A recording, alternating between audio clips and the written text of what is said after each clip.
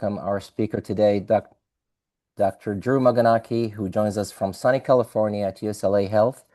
A warm welcome from Saudi Arabia. Dr. Maganaki is an internationally recognized expert in thoracic radiation oncology with a particular focus on stereotactic body radiotherapy for lung cancer.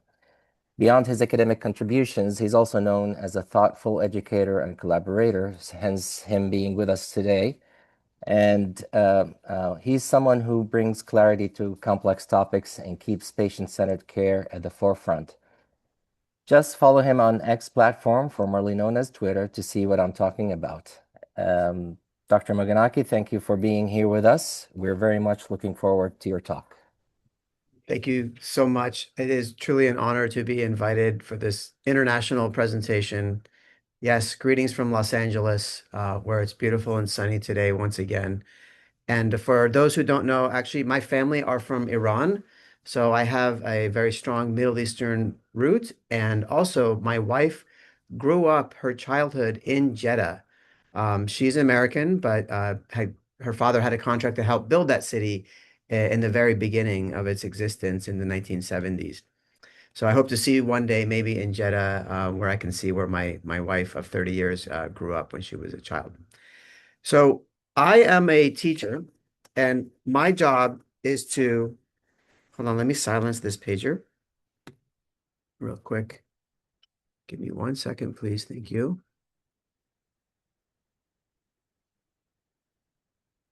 And my hope is today that I teach you something that you will remember. My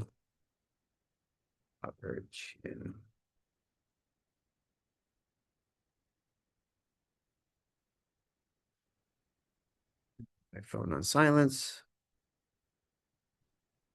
You would think I would know to do that. And so I'm trying to be, one of the difficulties in giving a webinar to an audience is everyone is at a different place in their career. Some of you have been doing this for a long time. You may not have any more questions left. Some of you are just starting. So I will do what I can to make it possible to teach all of you at least one thing. So I think beginning with a case is the best way to do it. And we have lots of Saudi patients here at UCLA, some who actually fly all the way here for their treatment for whatever reason. Maybe they have family or connections in Los Angeles. So let's discuss this. A patient with stage 1 lung cancer, this is what typically happens. They are referred by their family doctor to a thoracic surgeon. If you talk to surgeons, they will tell you in all of their consultations, the patient is always scared of surgery. No one is excited about surgery, but the surgeon usually calms the patient down and tells them, it's going to be okay. I will get it out. Meanwhile, the patient is talking to the surgeon and no one has told the patient about SBRT.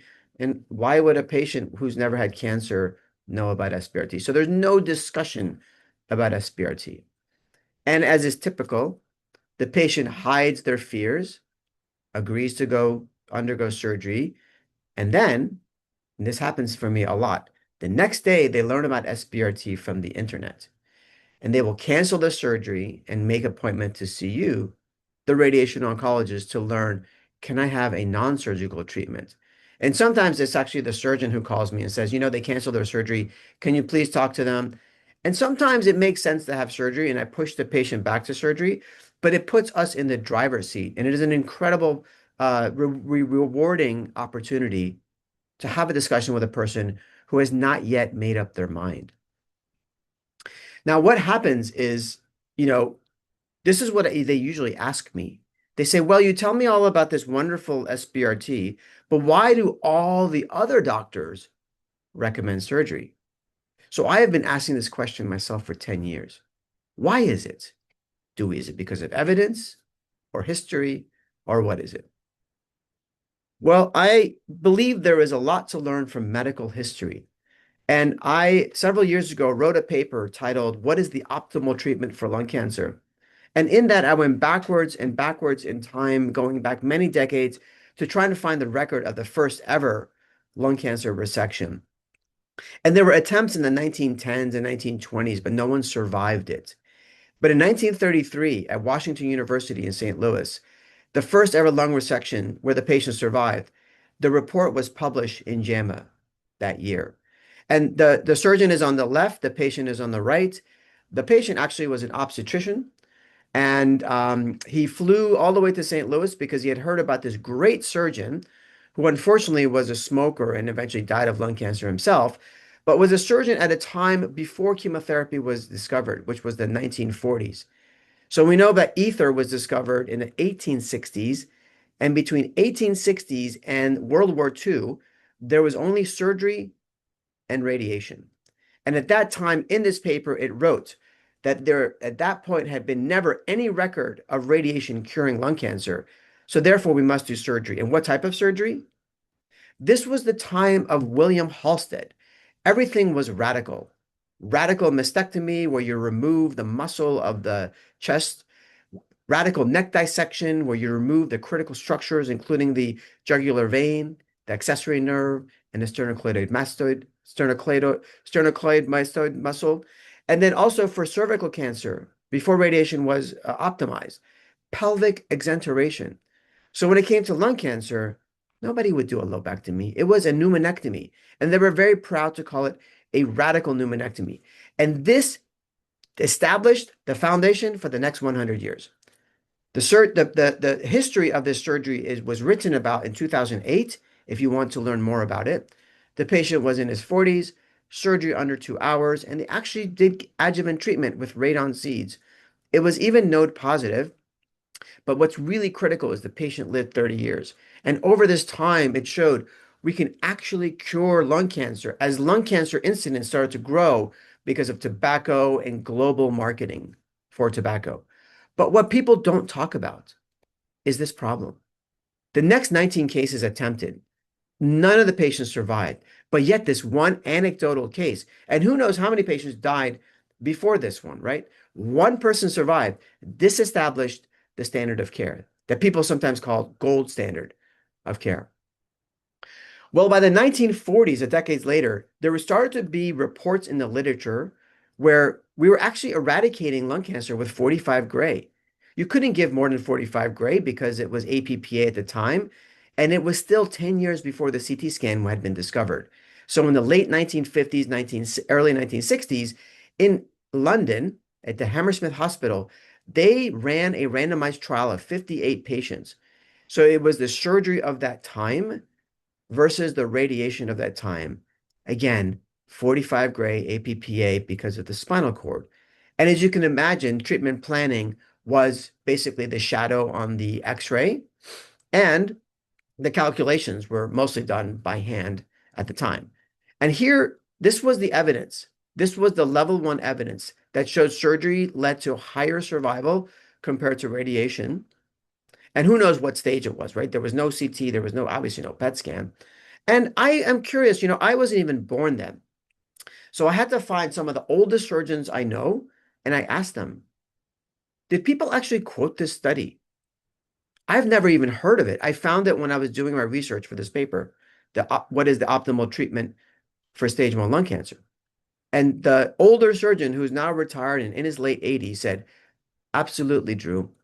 Everyone talked about this paper in the 1960s, in the 1970s, and in the 1980s.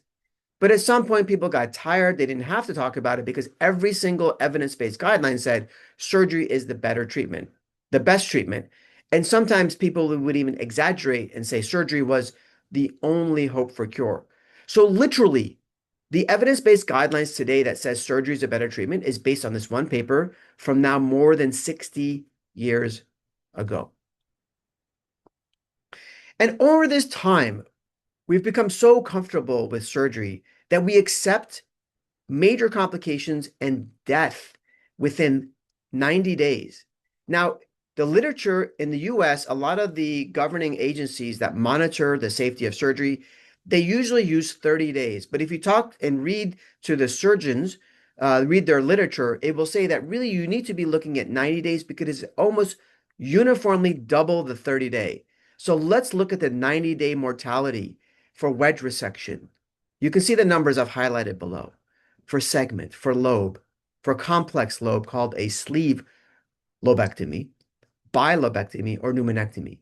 These are people who have a stage 1 asymptomatic lung cancer Their family is scared, the patient is scared. They sign the consent form thinking that the surgery is going to help them live longer. And what happens instead? The family has to attend a funeral in less than 3 months. Why? This is because of poor patient selection. If you select older, frail patients for surgery, this is what happens. These data don't show this, but there are many other data that show this. If you go to a good, high volume surgical centers, your mortality rate actually can be very close to zero, far less than 1%. But in the general public, what's driving these mortality statistics is the fact that people believe that surgery is the only hope for cure. And I am here to confirm that is not a true statement. So, the beautiful thing about SBRT, which is now 30 years in existence, it was invented in the 1990s at the Karolinska Institute in Stockholm, where Estro is going to be next week. And I hope some of you will be there and can say hello to you. It is an incredible treatment that avoids the risks of surgery, which has been refined over time, and also VATS, which we know is a much better procedure than large incision thoracotomy. VATS with 1 to 3 small incision surgery was also invented in the 1990s. So you have minimally invasive surgery and minimally invasive SBRT. But the SBRT does not require any anesthesia, cutting, chest tubes.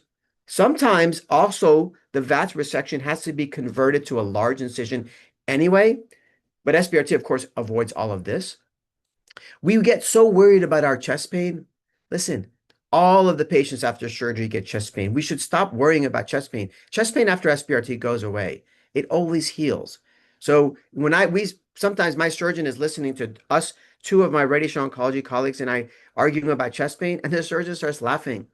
Well, you guys are so worried about chest pain. I said, well, yeah, but sometimes it cracks the ribs, the SBRT. They said, and the surgeon says, I crack the ribs all the time. It's going to be fine.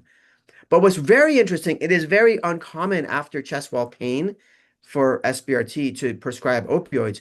But after surgery, we see in the United States more than 25% of these patients still are still on opioids after 90 days. There's a typo here. This is opioid dependency more than 90 days later. It is 25% beyond 3 months. And then sometimes the patient does not go home after 1 to 3 days, which is often advertised. Oh yeah, minimally invasive surgery. The patient goes home the next day, 3 days later, they're fine. The following week, they're out, grocery shopping. This is not always the case. The patient has a complication. They may be in the hospital for weeks, sometimes to months. If they do not have a good family structure at home, the patient doesn't even go to the home. They go to the nursing home for someone to take care of them. And of course, we've discussed this very tragic situation of being deceased within 3 months. So, SBRT has been around for 30 years. VATS has been around for 30 years. Where are we going, at least in the United States? So, at UCLA about 10 years ago, we were seeing this interesting trend where the patient had had lung surgery and had survived it long enough to develop a new second primary stage 1 lung cancer. And at that point, no longer operable because less lung tissue and they're older, and they would come to us for SBRT. And so the residents got together with some of the faculty and said, I'm curious what they think now that they've had both treatments. So we contacted about 40 of their patients, representing a nearly 90% response rate, and asked them, after they had both treatment, did you previously know about SABR? Only half had somehow heard about it. But look at the recovery side effects, stress, anxiety, caregiver and family strain, convenience, and satisfaction. Clearly a winner. This is not even like, you don't even need a statistical test to look for the p-value. It is night and day. And unfortunately, nobody was more satisfied with surgery, and nearly all of them would have rather had the SABR initially. 10% actually were content with having their surgery. They weren't more satisfied with it, but they were content because of a concept known as survivorship bias. The surgery worked for them, they were cured, and of course, they were comfortable retrospectively to have had the surgery. So this was 10 years ago. And when the patients now are surviving after SBRT, guess what? They tell their friends, they tell their family. And the most important, they tell the family doctor who previously didn't even know about SBRT. Most of the time, when they show up to you for radiation oncology, they're coming through the surgeon where this, so it's not the family doctor. The family doctor only sends to the surgeon because that's what the guidelines say. The surgeon then sends the inoperable patients to you. But at some point over time in history, the patient tells the family doctor. And I would encourage all of you, tell your patients who are doing well after SBRT, go tell your family doctor so your family doctor can tell the next patient. And what this has resulted in, and we published this earlier this year, is the following trend. In orange is the proportion of patients with stage 1 lung cancer in the United States getting surgery. It peaked in 2008 with about 65%. And since that time, since the very famous Bob Timmerman RTOG 0236 trial and all of the papers out of the Netherlands showing the safety and efficacy of SBRT, we're seeing this gradual decline of surgery. To me, this is a little bit alarming. This is a data set that goes to the end of 2020. And what it shows is there's no plateau. I don't know where we are 5 to 6 years later. In 2020, it was at 41% for surgery and is probably now at 35%. I don't know. We don't have the data. But where is that shift coming? It is SBRT in gray. We're seeing more and more and more patients getting SBRT instead of surgery. In blue, it's a reminder that not all places have the technologies for SBRT. So many patients are getting non-SBRT radiation. And in the maroon color, we see at least more patients are getting some treatment versus no treatment at all. And we started to see this shift in the Netherlands back in 2008. David Palma, one of his first big papers that he published in JCO, showed that across the country of the Netherlands, that we were seeing this shift of at least more patients getting some treatment versus no treatment, and ultimately at a population level, stage 1 patients living longer because they got some treatment versus no treatment. As a side note, it's important to know that monitoring stage 1 lung cancer is not safe. About half of those patients will die of some other reason. Yes, that's true, so you can watch it. But half of the patients who we think are near the end of their lives are living longer than the doctor predicts, and they're dying from metastatic progression. So stage 1 cancer should be treated whenever we think the patient has at least a 3-year, maybe 5-year survival rate, which again, doctors are not good at predicting. So back to the patient, these are the conversations I have. The surgeon told me there's no evidence for SBRT. We know there's evidence. Is this a true statement that the surgeon didn't know? Or maybe the surgeon doesn't want to know? Or maybe the surgeon knows and doesn't want to disclose it? Well, there's lots of data out there, but the most important data to look at is when the SBRT arm actually is operable versus an inoperable. If you look at a radiation versus surgery study for overall survival, surgery will always win. Why? Because they are different patients, they are healthier, and they have a longer life expectancy. For that reason, I truly believe anybody who even does a surgery versus radiation trial is either just naive or a zealot. They're a zealot because they know what the data is going to show. So therefore, it is not a hypothesis generated study. It is a confirmation bias seeking study to once again use almost bullying to say that SBRT is not any better. But let's look at the data that we can actually trust and see, might SBRT be just as good or maybe better than surgery? The first reliable data set in the modern era after the discovery of the CT scanner and the PET scanner, and of course SBRT doses, there was these 2 randomized phase 3 trials opened in the United States that had also global extension, and then also in the Netherlands. The STARS was the MD Anderson trial, the Roselle was the Dutch trial. Unfortunately, neither of these studies were able to finish accrual. They ultimately pooled their combined data together, 58 patients, the same number as that 1963 Lancet paper, 658 patients. And ladies and gentlemen, there is no typo here. Surgery had a 15% inferior survival. And the surgeons will argue, oh, these are not my results. My results are much better than this. This is a flawed study. I say, that's fine. You don't like the red curve? Look at the blue curve. It is very hard for surgical studies to show survival rates at as what we see in that blue curve. And all of these patients did have biopsy confirmed this is stage 1 lung cancer. And this lit the house on fire 10 years ago in the Lancet Oncology report. Well, after this study was published and there was so much commotion about it, the surgical team at MD Anderson said, you know what? We need more patients. Let's fill more patients in the SBRT arm or SABR arm. And you can see here in the red, they did 80 patients who were operable, fit for lobectomy. They gave them SABR instead.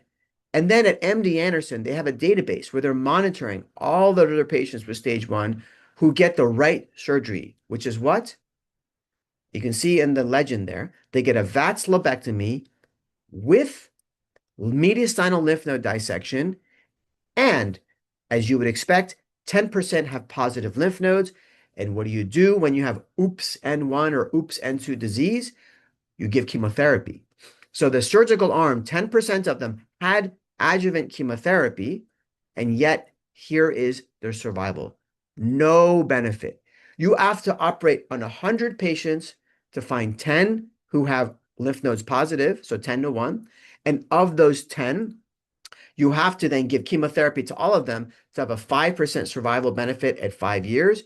And that comes down to a 0.5% benefit for the population, where if one out of if a 0.5% is your mortality, the 0.5% survival benefit balances out. And this is why you're just not seeing a benefit of surgery in this publication. Now, just a couple of years ago, the Dutch published a propensity match analysis of their nationwide cohort study where they looked at patients, registered about 2,000 of them getting surgery or SBRT. And there's all sorts of problems with propensity matching. But it's interesting that this group of surgeons actually were unable to demonstrate a measurable survival benefit with surgery. And then finally, in the longest running cohort of patients undergoing lung cancer screening since the 1990s, they started to analyze the outcomes with surgery for those operated on after 2016. And you can see that you have longer follow-up time in the surgical cohort, but in more recent years, we're getting more and more SBRT. And again, for stage 1A up to 1A2, less than 2 cm, just no measurable benefit in survival. Now, what is the most contemporary data? The MD Anderson group at the last ASTRO meeting actually updated their results now with 10 years of follow-up. This was, for me, the most exciting presentation at ASTRO, and it's still not published. So these are the slides and the figures from that presentation in October. You can see with longer follow-up, this is statistically no difference, but what's going on? Why is once again, the surgical arm has lower survival after 5 years? I think that you cannot rely on that data because there's a lot of censoring in the SABR group because, again, they have shorter follow-up periods or whatever reason. They've lost the patients to follow up. So we just say there's no difference between the two. Once again, with longer follow-up, no difference in cancer-specific survival. And with recurrence-free survival, of course, again, the patients did have VATS. They had chemotherapy up front, so it delayed their relapse. And in the SABR arm, they just got SBRT and scans. So then you picked up those 10, here it looks like 20% had more disease than that met the eye. Maybe they were all lymph node EBA stage, but for whatever reason. But at the end of the day, at the 5-year point, if you look at the cancer specific and the overall survival statistic, there's no benefit of surgery. So you wonder, why do we do surgery? My patients ask me all the time, I say, listen, it's just our preference, but the truth of the matter is we don't know for sure that surgery is a better treatment. So I have those conversations, and the patient continues to remember what the other doctors told them.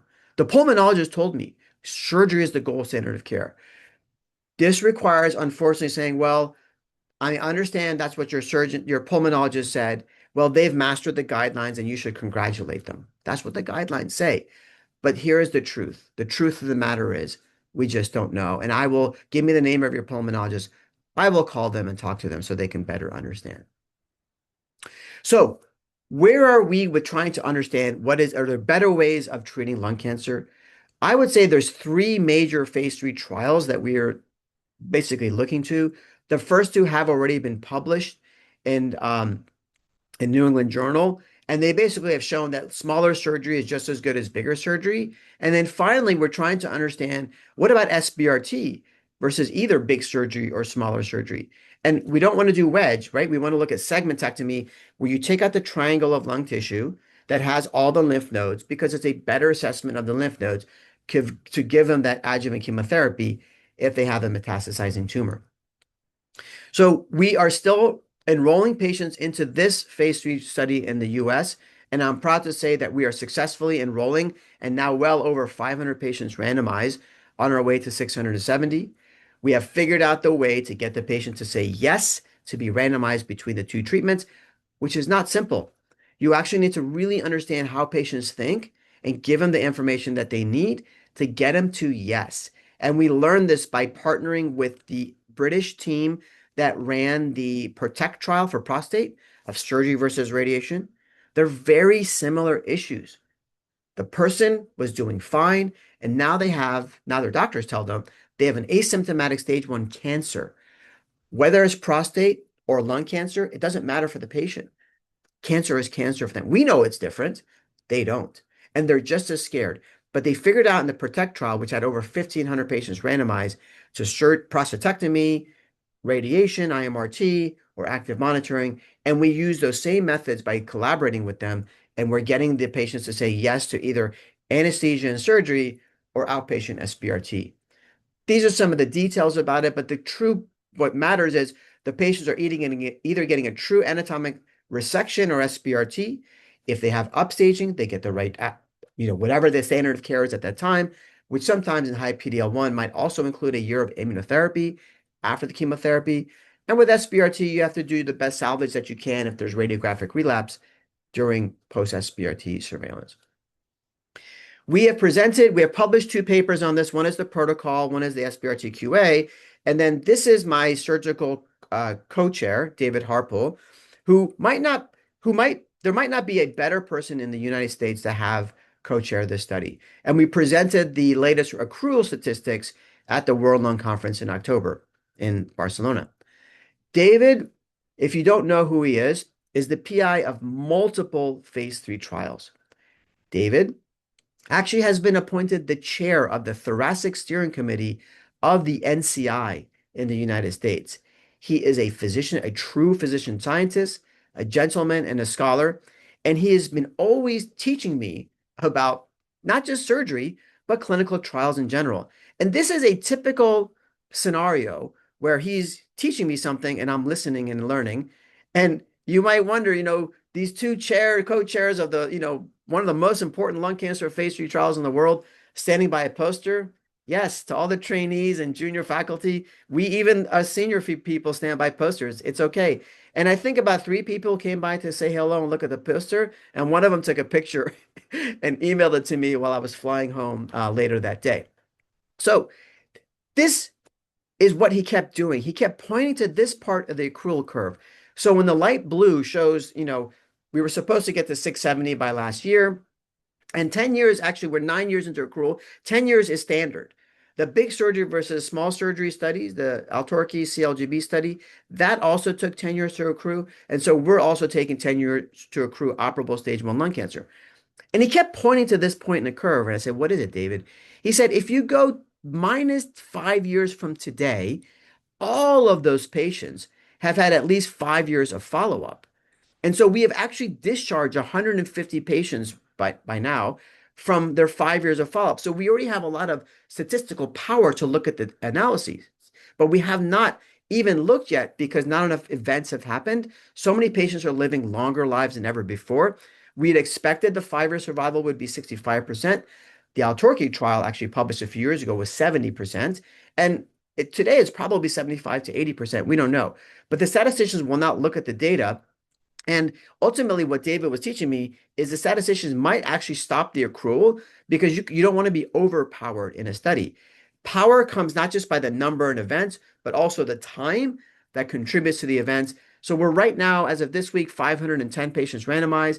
We think that by the end of this year, 2026, they will stop enrollment and we will switch just to follow up to finally get the signal whenever enough events happen. When might that be? It could be as early as next year, or it could be 5 years from today. Time will tell. So back to this issue of the patient and nobody knowing about SBRT. I've been thinking about this a lot too.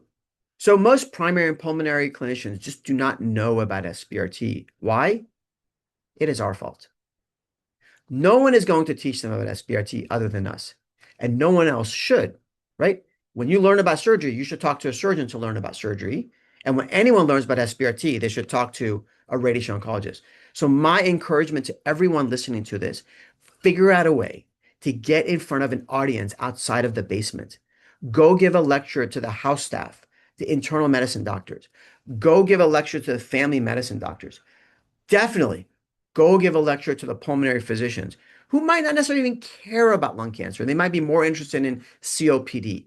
Go give the lecture, show the pictures, and with Zoom, we can do this better than ever before and teach them so they know about it and understand the data and show them the data that says, listen, we think surgery is better, but we really don't know. And we have to be more careful about who we send to surgery so that no one dies from lung cancer surgery. Next, something that they like a lot.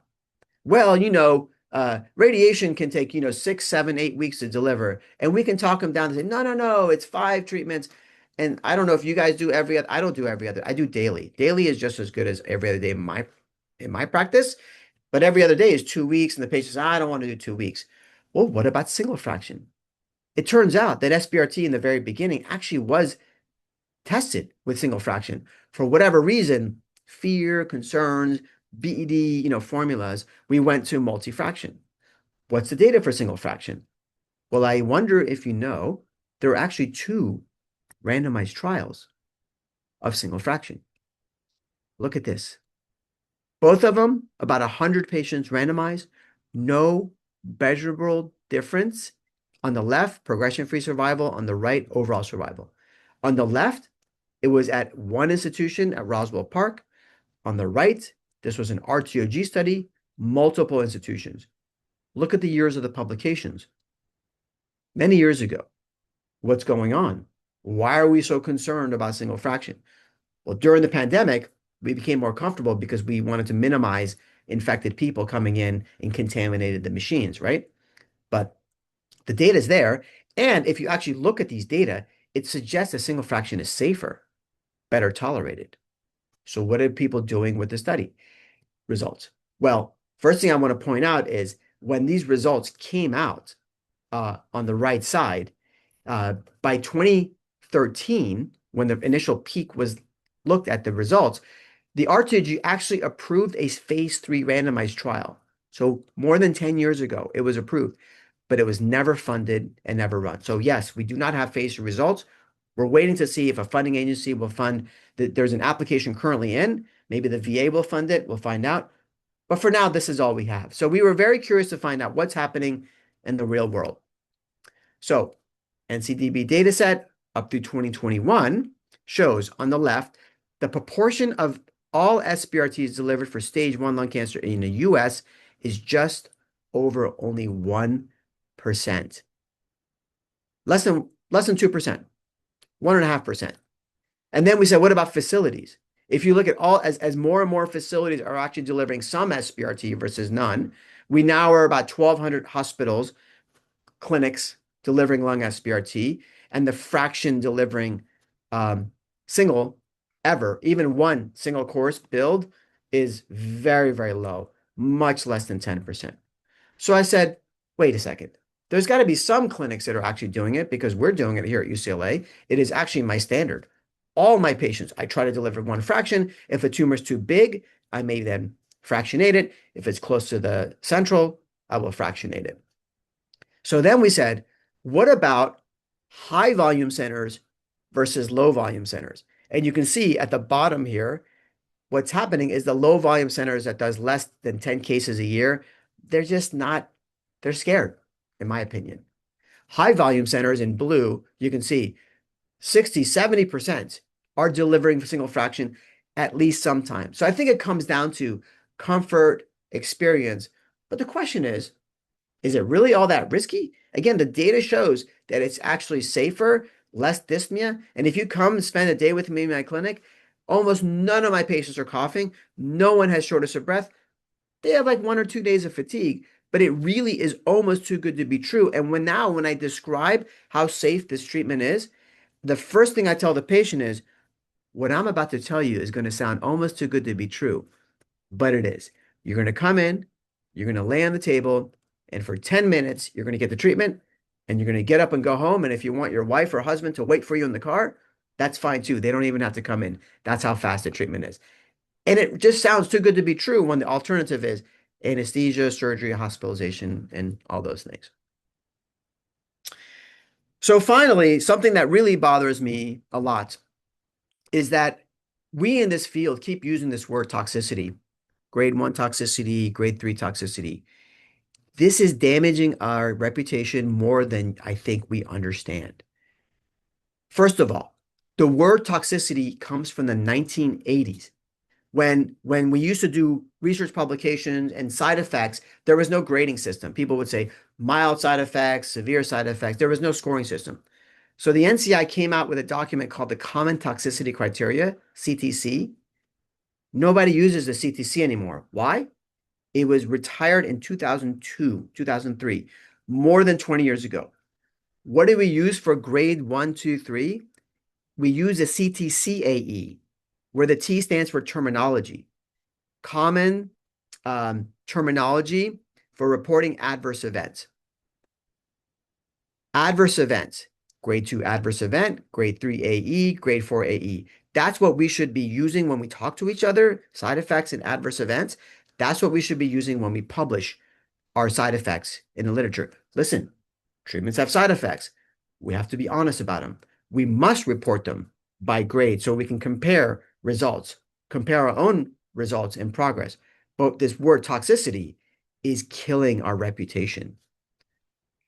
And I want everyone to realize the reputation of our discipline is defined by the frame that we create or maybe somebody else creates. The most important thing you can do is create the frame and put the right words into that frame. When we use words like even radiation, people think of catastrophe, nuclear. When you use the word toxicity, what are people thinking? Contamination, irreversible harm, even though many of these adverse events are temporary and disappear. When you give it the name toxicity, it appears to be permanent. And guess what the surgeon is going to say?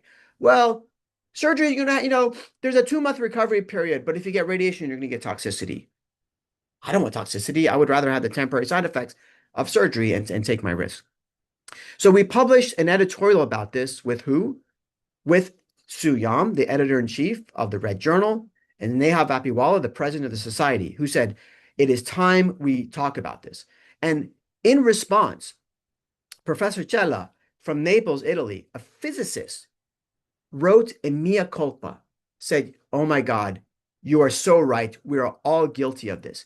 And in the letter reply to the editor, basically ran a quick analysis of PubMed to see what words do we use when we describe side effects. Morbidity, adverse events, which we should, side effects, it's okay, but you should call it AE, and the word toxicity, way out in first place. And I really think it's getting out of control. Every Red Journal that comes, if you look for it, 3, 4, 5 papers have the word toxicity in it. And sometimes even a paper will not even have toxicity. The person who summarizes it, the paper says adverse events. The person summarizing it says, oh, here's a report that shows low rates of toxicity.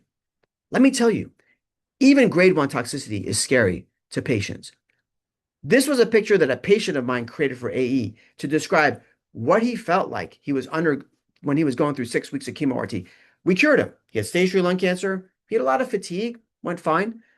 But we seem to be toxicity hunting as if we're going to get a prize for finding toxicity. But I just want to reframe this. When the patients and the other doctors see these words, it is making our treatments very unattractive, and therefore patients are willing to accept mortality risk and undergo surgery. No one is going to change this other than us. So I hope everyone in this audience at least will take this take-home message away. Please Stop using this injurious term. Find AE. And with patients, I just say side effects. The patients don't even know what adverse events is. The patient knows what side effects are. So in closing, what I showed to you is there's data that patients love to learn about non-surgical options, and they are shifting towards non-surgical options when they finally hear about it. Next, we cannot expect our referring doctors to describe lung SBRT. They've had no training. They don't understand it. Like, can you describe a mitral valve replacement to another person? No. All you're going to say is, well, they saw your chest open and they fixed the rest. We would use very scary terms. You need the right person to be describing it, and that is us. And then finally, we need to listen to the words we're using because the patients aren't going to tell us. But when they go home, and the first thing that when you go home is the family asks, what did the doctor say? Oh, the doctor says there may be toxicity. Once they hear that, that patient's not coming back. So I hope that in the future, we can have more pleasant conversations, use the right words so the patients will know that we have an incredible treatment because really, single fraction outpatient SBRT addresses a lot of the issues of equity, access to care, all these things. 10-minute single fraction extraordinary. I would have to give another talk to talk about how we do it safely. It really isn't all that complicated. The key thing is that what we know is that really a lot of the principles for single fraction are the same principles as for multi-fraction, and we have OAR constraints that we have to comply with, and then ultimately the BED formulas are not accurate. When you give 30 gray in one fraction, you're only injuring the lung one time, and maybe injuring the lung in one session is better than injuring the lung 3, 4, or 5 sessions. Thank you very much, and I'm glad that we have time for questions.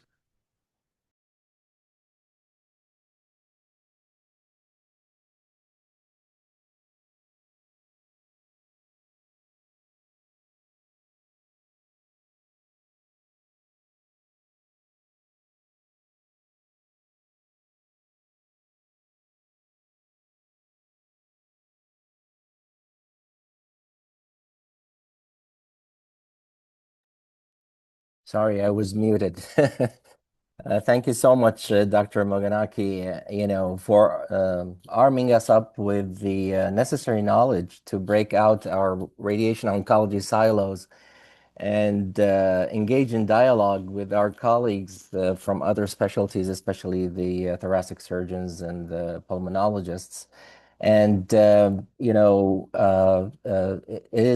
we are guilty of basically not sharing the merits of lung SBRT by keeping this knowledge and not spreading it up. And actually, thank you so much. You made it so easy for us if whoever was listening or watching or seeing the slides. This is all you need to pass that knowledge.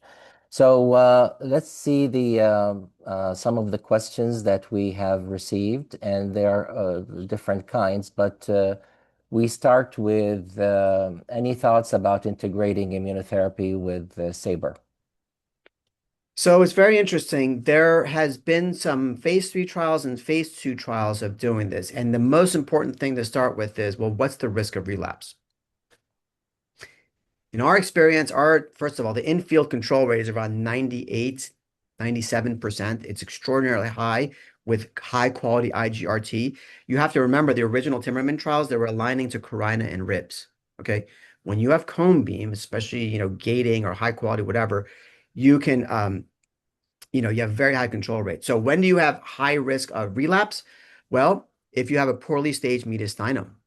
Now, who has a poorly staged mediastinum? Well, sometimes patients too sick for EBUS, lymph node sampling, or you have reason to believe they didn't sample, let's say the level 10, level 11, it's bigger, and maybe just insurance immunotherapy to be safe might be better. The positive signal is we have from the phase 2 study of 140 patients, MD Anderson, that showed a benefit. But the 2 phase 3 trials with ECOG, and there was a Merck study, there were negative. Now, there's an AstraZeneca study ongoing, Pacific 4. We haven't seen a signal yet, but it's hard to improve the outcomes when the outcomes are so good.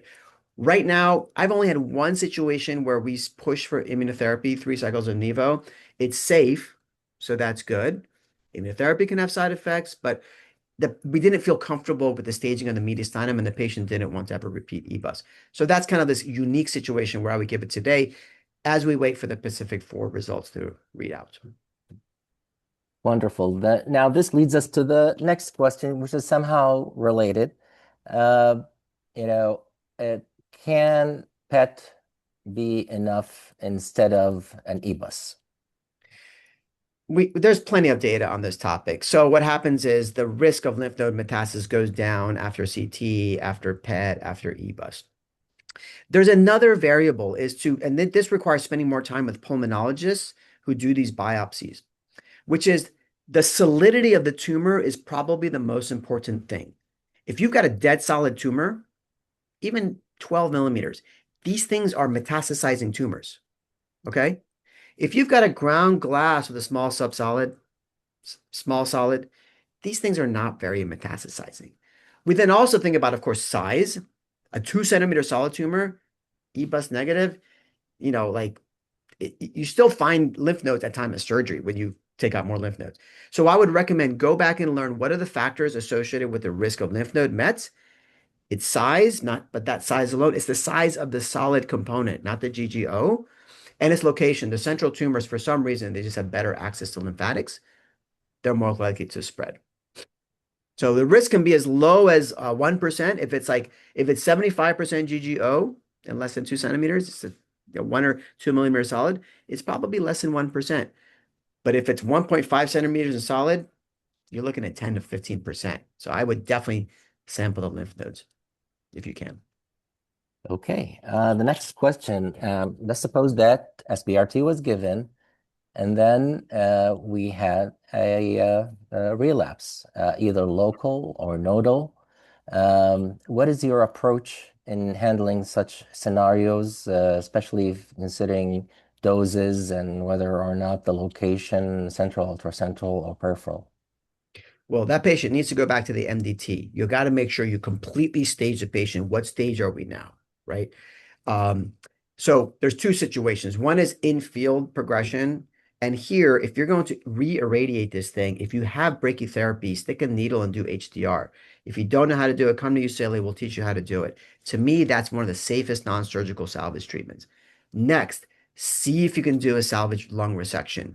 As we're treating healthier and healthier patients, these patients actually still are fit enough to undergo surgery. Try to avoid repeat beam.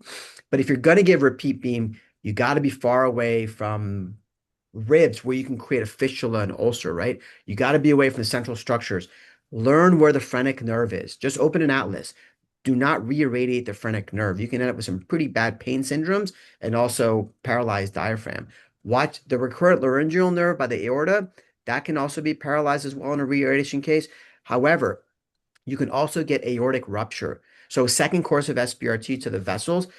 First of all, I don't care about the dose to the great vessels in the first course. The vessels seem to be just fine. But 2 courses, you can create an aneurysm and aortic rupture. So it's all about where you are. And then finally, regarding dose, if you're going to try to cure, you better give a curative dose. I've seen many cases where we went back and gave like 8 gray times 5 because we didn't want to hurt the patient. And then the patient has a second relapse in the same field.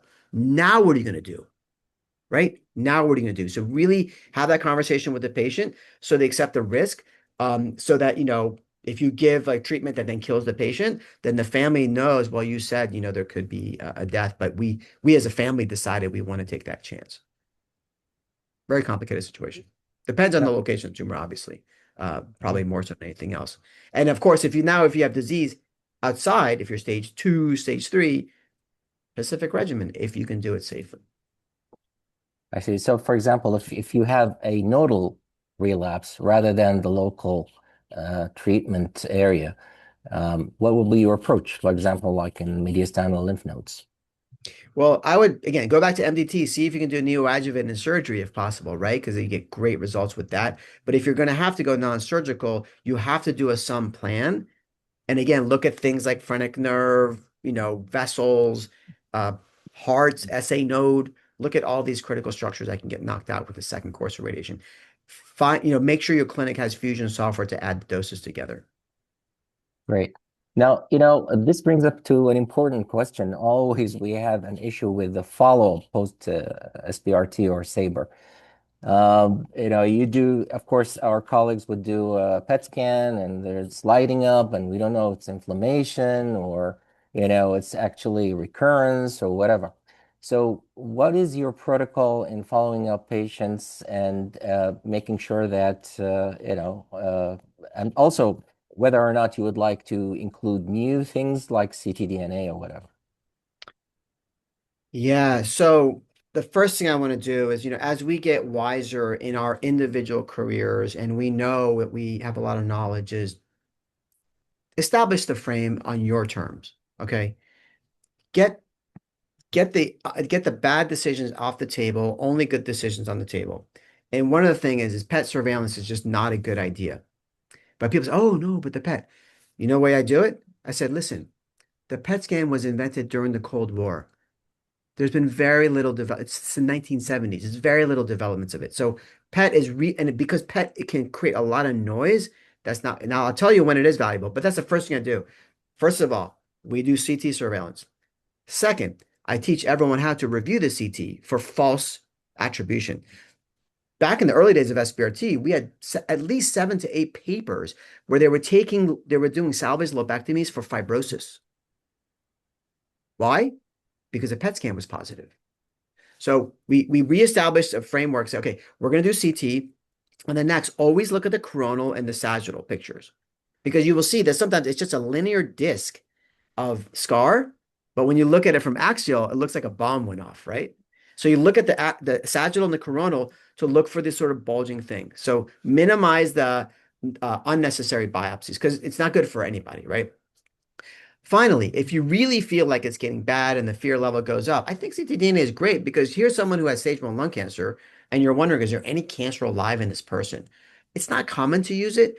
And part of it is because the test is usually negative, even when there is cancer. But I have good news to report. Max Dean, a radiation oncologist at Stanford, just licensed with Signatera. I think later this year, their test is going to be now 100-fold more sensitive. So maybe we'll now start to see it. So if you have an ugly looking scar, you have a positive ctDNA test, I would stick a needle in. That's the time to get a PET scan. Why? Because sometimes the scar is pretty big and the interventional radiologist or bronchoscopist looks for the focus where the FDG is hot and they stick the needle in that thing. It's great for like image guidance. And of course, at that point, before you start instrumenting the patient, make sure they don't have adrenal mets or lymph node mets or some other mets, whatever. You could even get a brain MRI at that time, but generally we'll just get a PET to guide the biopsy. And most of the time, those biopsies are still negative. Is it completely reassuring? Not in the presence of a positive ctDNA test, but but even if the ctDNA test is negative, you've got this ugly scar, it's glowing a little bit, you still got to be careful. At that point, what I'm doing is I'm doing CT scans every 3 months because I have a personal concern for other Mets, right? This is glowing and it's now starting to metastasize, it could be a problem. But these cells that have been completely annihilated by SBRT, they're stuck in G0, G1. They might not ever be able to grow and metastasize again, but you just don't know. So I hope that helps. And Yep. the last thing I would say is people always talk about radiation pneumonitis on the reports, and you talk to the patient, they have no symptoms. Do they have radiation pneumonitis? The right word is called parenchymal scarring. Parenchymal scarring. So I tell everyone, tell the patient, tell the pulmonologist, yes, radiation causes scars. It's not pneumonitis because people then start giving him steroids, and steroids aren't a good thing. Steroids also gives radiation a bad name. Why? Because in the era of immunotherapy, if a patient has a history of oral steroids, it really scares the medical oncologist. And a lot of clinical trials do not allow you to enroll if you've ever had oral steroids. So the worst thing is someone starts oral steroids because of scar on a scan. And I've actually seen it happen before. It's embarrassing. Wonderful. Question comes as, do you have a size limit on what it is be like eligible for SBRT? Yeah, so the size, you have to also include the location of it. So it's in the middle of the left upper lobe. I think 5, 6, 7 centimeters actually might be okay. But you can get into trouble with these larger tumors if it's close to another structure. Really make sure you carefully review the OAR contours yourself in case your dosimetrist is contouring for you. Review it yourself. And listen, 15 fractions is not a bad way to go. 4 gray times 15 is very, very good. I know the literature says it might be only 85%. I think there's a coding problem. I really think it's closer to 90 to 95%. I would say it's probably like a 5% difference between SBRT and 15 fraction. And if you have a concern, just slow it down, especially when you get close to central structures. But once you get big, the biggest problem is when I think about this risk of a, lung injury.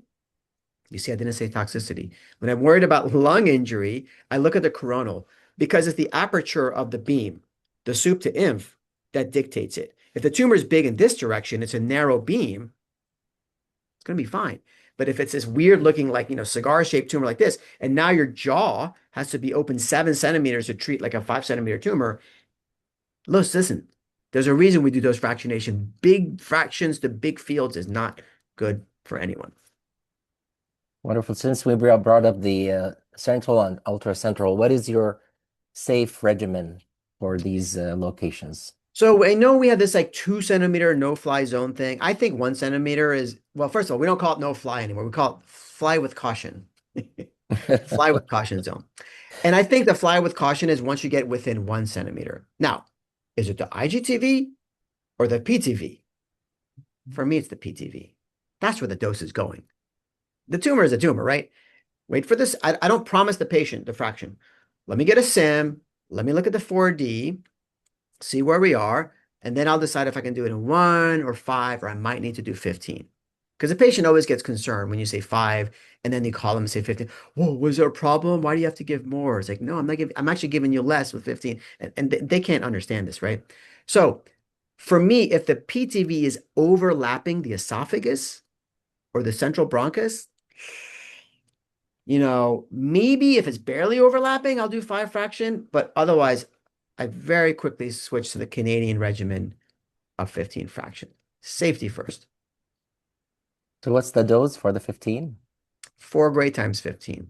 Oh, great, But the that's 15. esophagus cannot take that much. So then I look at the Timmerman tables and I shave the dose down. Now, you may end up with a situation where you just cannot do 15 fractions and meet the esophagus. Now you're wondering, do I cool? First of all, never shave the PTV. That's illegal. I will tell the AAPM and they will come after you. The PTV has a definition. It's for uncertainty of location. You can intentionally underdose it, and then you have an accurate DVH that shows how cold, your curve is. But at that point, you may decide to maybe go to 20 fractions, right? The European fractionation, or even 30 fractions. But do not hurt the esophagus because the esophagus will hurt you. And how about if we talk, since we brought up the PTV, let's talk a little bit about the treatment volumes. So what is your preferred way of defining IGTV?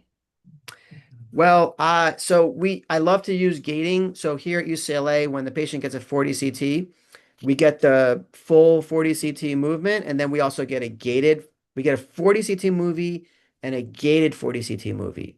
And we also get a MIP for each one. And then I look at the two to see, is it worth trying to gate? That's the first step. Then I obviously contour the whole thing and I go through every phase. So for example, from 0 to 90, I go 0 and I scroll up and down. I go to 10, I scroll up and down, 20, scroll up and down. It takes 3 minutes, not that hard. Mhm. Then I always add a 5 millimeter uniform PTV. I never shave it. Now, if I'm worried about how much it's moving or I'm gating, it is appropriate to go all the way to 7 millimeters supinif. Now, let's say you have a tumor that was moving 3 centimeters, and with gating, you got it down to like 1.2 centimeters of movement. You've saved a lot of millimeters. Just add 2 back to feel better about yourself, right? I think it's good practice. Yep. How about the issue of CTV? Some people say that you don't need a CTV in SBRT for long. Yeah, we've actually never used CTV in SBRT, either in Europe or in the US. So that one for us, that ship has sailed. It is I see. IGTV 5 millimeters. The more important question is for chemo RT 6 weeks when you're doing IMRT. I don't do CTV for that either. Why? If your IMRT causes pneumonitis, the patient doesn't get the durvalumab or the osimertinib or the other drugs. So eliminate the CTV, your side effect risks will drop significantly. And speaking of PTV now, gated versus non-gated, what is your number of millimeters for each? Again, for gated, I would add maybe 7 millimeters supinimph, but 5 elsewhere if it's gated. Just because every time the tumor comes back, it might not come back to the right place, right? So add 2 up and down. You're actually adding 4 that way, right? And you feel better. And we're not seeing any higher failures with that. How about the non-gated? 5, that's it. I see. Wonderful. I think we're at the mark. Thank you so much, Dr. Maganaki. We're very grateful for you sharing your expertise and for taking the time to be with us today. And I'm telling my friends here and colleagues, please make sure that Dr. Maganaki is on the list of invitees for Saro in Jeddah because his significant other is a person who lived there for a while. So thank you so much, sir, and wishing you a great morning in sunny UCLA. Thank you so much for the invitation. Thank you. This is great. Thank you. Bye-bye. That was really wonderful. Thank you. Take care. Salam alaikum. Assalam. Alaikum salam.